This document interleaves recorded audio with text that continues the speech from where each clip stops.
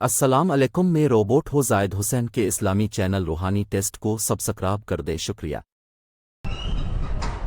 اسم گرامی اور نسب: موسیٰ بن عمران بن قہس بن آزر بن لاوی بن یعقوب بن اسحاق بن ابراہیم علیہ السلام۔ فرعون: ظالم، جابر، کافر و فاجر بادشاہ، اپنی رعایا پر اس طرح گھٹیا اور ذلیل ترین کام لیتا تھا کہ ان سے اپنی پوجا کرواتا، بلکہ اس پر زیادتی یہ کہ ان کے بیٹوں کو ذبح کر دیتا اور ان کی بیٹیوں کو زندہ چھوڑ دیتا۔ بے شک وہ فساد برپا کرنے والوں میں سے تھا۔ وہ اتنی بری اور اخلاق سے گری ہوئی حرکات اس لیے کرتا تھا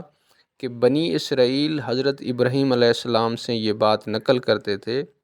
کہ ان کی اولاد سے ایک لڑکا پیدا ہوگا جو بادشاہ مصر فرعون کی تباہی کا باعث بنے گا۔ یہ اس وقت کی بات ہے جب حضرت ابراہیم علیہ السلام کی بیوی سارہ کے ساتھ اس وقت کے مصر کے بادشاہ نے زیادتی کرنے کا ارادہ کیا تھا، اور اللہ تعالیٰ نے اپنے فضل اور احسان سے اس کو بادشاہ کی دست درازی سے محفوظ رکھا تھا، اور یہ خوشخبری بنی اسرائیل میں مشہور اور معروف تھی، اور بنی اسرائیل آپس میں یہ بات بیان کرتے رہتے تھے۔ پھر یہ خبر بادشاہ مصر فرعون کے پاس اس کے بعض وزراء اور درباریوں کے ذریعے پہنچی۔ یہ لوگ رات کو فرعون کے پاس بیٹھ کر قصہ گوئی کرتے تھے، تو اس لڑکے کے ذریعے سے اس نے بھی اسرائیل کے لڑکے قتل کرنے شروع کر دیے تھے۔ یہ لوگ رات کو فرعون کے پاس بیٹھ کر قصہ گوئی کرتے تھے، تو اس لڑکے کے ڈر سے اس نے بھی بنی اسرائیل کے لڑکے قتل کرنے شروع کر دیے اور قتل کرنے کا حکم جاری کر دیا، لیکن اللہ کی تقدیر کے مقابلے میں کوئی بچاؤ اور احتیاط کوئی فائدہ نہیں دیتا۔ حضرت ابن مسعود رضی اللہ تعالیٰ عنہ اور دیگر صحابہ کرام رضوان اللہ علیہم اجمعین سے مروی ہے کہ فرعون نے خواب میں دیکھا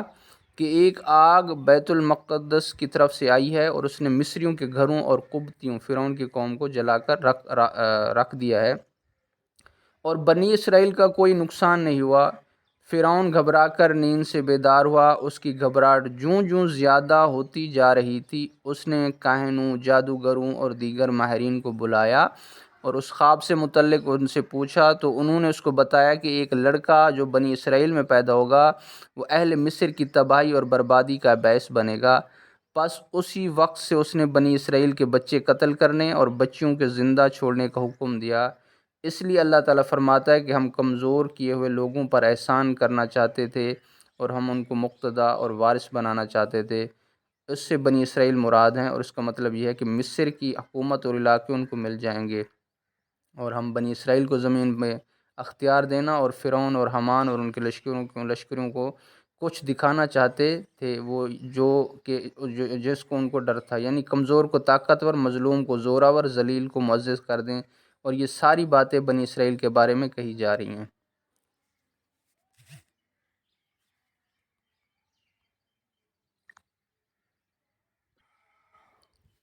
مقصد یہ ہے کہ فرعون نے اپنی طرف سے پورے جتن کیے کہ موسیٰ علیہ السلام وجود میں نہ آئیں، حتیٰ کہ اس نے دائیوں اور دوسرے نگران عملہ کو بھی مقرر کر دیا کہ وہ حمل والی عورتوں کی تلاش رکھیں اور ان کے بچہ پیدا ہونے کے اوقات معلوم کریں۔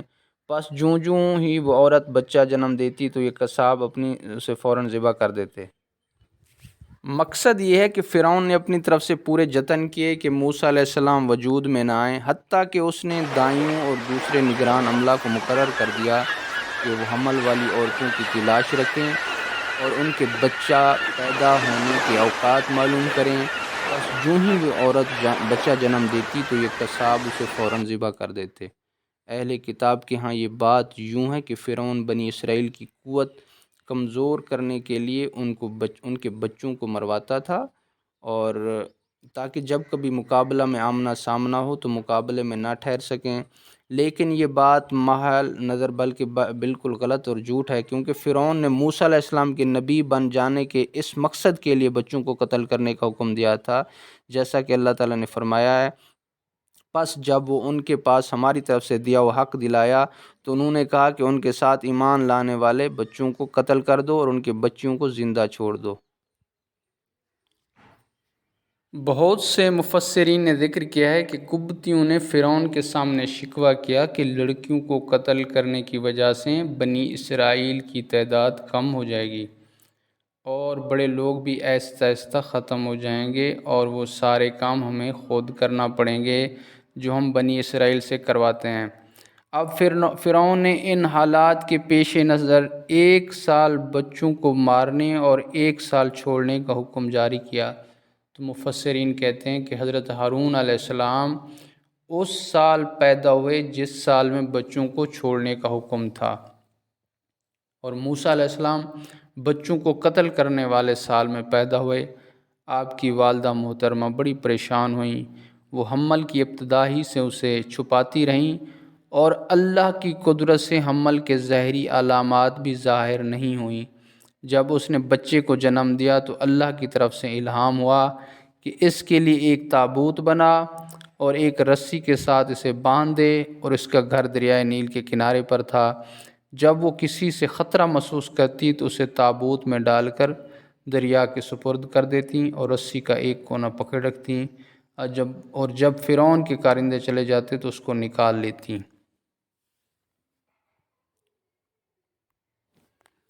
مفسرین نے بیان کیا ہے کہ بچیوں نے صندوق پکڑا اور ان کو کھولنے کی جرأت نہ ہوئی، ہمت نہ ہوئی۔ انہوں نے وہ صندوق آسیہ بنت مزاحم بنت عبید بن الریام بن الولید کے سامنے لا کر رکھ دیا۔ اس سلسلہ نسب کے آخر میں ولید وہی ہیں جو یوسف علیہ السلام کے زمانے میں مصر کا بادشاہ تھا۔ بعض مفسرین فرماتے ہیں کہ یہ بنی اسرائیل میں سے موسیٰ علیہ السلام کے خاندان سے تھا۔ بعض کا کہنا ہے کہ موسیٰ علیہ السلام کی پھپھو تھیں، اور یہ بھی ہے کہ روز قیامت پیارے آقا کریم صلی اللہ علیہ وسلم کی بیویوں میں سے ہوں گی۔ بہرحال جب انہوں نے صندوق کھولا اور اوپر سے پردہ اٹھایا تو دیکھا کہ نبوت اور رسالت اور جلالت کے انوار کے ساتھ چمکتا دمکتا چہرے والا ایک بچہ ہے۔ جب حضرت آسیہ کی نظر اس پر پڑی تو اس کی محبت حضرت آسیہ کے دل میں بیٹھ گئی۔ جب فرعون گھر آیا تو پوچھا یہ کون ہے؟ اس کو ذبح کرنے کا حکم دیا۔ حضرت آسیہ رضی اللہ تعالیٰ عنہ نے اسے ہدیہ کے طور پر مانگا اور اسے قتل کرنے سے روکا اور کہا یہ تیری اور میری آنکھوں کی ٹھنڈک ہے۔ فرعون نے اسے کہا یہ تیری آنکھوں کی ٹھنڈک تو ہو سکتا ہے، میری آنکھوں کے لیے نہیں، اور مصیبت زبان کی وجہ سے نازل ہوتی ہے، اللہ کا فرمان ہے۔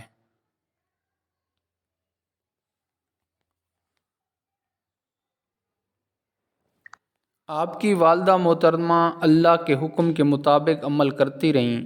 حتیٰ کہ ایک دن اسے دریا میں چھوڑ دیا اور رسی باندھنا بھول گئیں تو وہ صندوق دریا کے لہروں کے ساتھ بہہ گیا، حتیٰ کہ فرعون کے محل کے پاس سے گزرا اور فرعون کے گھر والوں نے اسے پکڑ لیا۔ اللہ تعالیٰ فرماتا ہے تاکہ وہ دشمنی اور غم کا سبب بنے۔ میں لام کے متعلق نحویوں کی راہیں ایک کے واقعہ یوں ہوا کہ جب موسیٰ علیہ السلام فرعون کے گھر پہنچ گئے اور انہوں نے آپ کو دودھ پلانے کی ہر طرح جتن کیے، ہر طرح کوشش کی، لیکن آپ نے نہ تو کسی عورت کے پستان کو منہ لگایا اور نہ ہی کھانا کھایا، اور وہ لوگ آپ کے معاملے میں حیران ہو گئے۔ انہوں نے ہر ممکن طریقے سے غذا دینے کی کوشش کی لیکن سب کچھ بیکار ثابت ہوا، جیسا کہ خود اللہ تعالیٰ فرماتا ہے وَحَرَّمْنَا عَلَيْهِ الْمَرَاضِعَ مِن قبل، کہ ہم نے اس سے پہلے ہی اس پر دودھ پلانے والیاں حرام کر دی۔ انہوں نے دائیوں اور دیگر عورتوں کے ہمراہ بازار میں بھیجا کہ ہو سکتا ہے کہ کسی عورت کا دودھ موافق آ جائے، اور اسی حالت میں ٹھہرے ہوئے تھے اور اس کے پاس لوگوں کی بھیڑ تھی، ازدحام تھا، کہ اچانک آپ کی بہن نے آپ کو دیکھ لیا تو اس نے یہ ظاہر نہ کیا کہ میں اس کو جانتی ہوں، بلکہ یوں کہا میں تمہیں ایسے گھرانے کے متعلق بتاؤں جو تمہارے لیے اس کی پرورش کریں گے اور اس کی خیر خواہ بھی ہوں گی۔ حضرت ابن عباس رضی اللہ تعالیٰ کہتے ہیں کہ جب آپ کی بہن نے یہ کہا تو انہوں نے پوچھا کہ تمہیں کیا معلوم کہ وہ اس کی خیر خواہی کریں گے؟ تو انہوں نے کہا کہ بادشاہ خوشی چاہتے ہیں اور اس سے فائدے کی امید رکھتے ہیں۔ لوگوں نے بچی کی جان بخشی کرائی اور ساتھ لے کر اس کی رہنمائی میں آپ کے گھر پہنچ گئے۔ جب آپ کی ماں نے آپ کو پکڑا اور دودھ پلانا چاہا تو آپ فوراً دودھ پینے لگ گئے، تو وہ لوگ بہت خوش ہوئے، اور حضرت بی بی آسیہ رضی اللہ تعالیٰ عنہ کے پاس آ کر ایک آدمی نے خوشخبری سنائی۔ حضرت آسیہ نے آپ کو بلا کر بھیجا اور کہا کہ تم میرے پاس رہو، تمہارے ساتھ اچھا سلوک کروں گی، لیکن آپ کی والدہ نے انکار کر دیا اور کہنے لگی کہ میرا خامند اور بچے ہیں، اس لیے میں آپ کے پاس نہیں ٹھہر سکتی۔ یہاں اس بچے کو میرے ساتھ بھیج دیں۔ حضرت آسیہ نے آپ کو ساتھ بھیج دیا اور آپ کی ماں کے لیے وظیفہ مقرر کر دیا اور لباس اور تحفہ طوائف سے نوازا۔ آپ کی والدہ آپ کو لے کر گھر آ گئیں۔ اسی طرح اللہ تعالیٰ نے ماں بیٹے کو ملا لیا اور جدائی ختم کر دی۔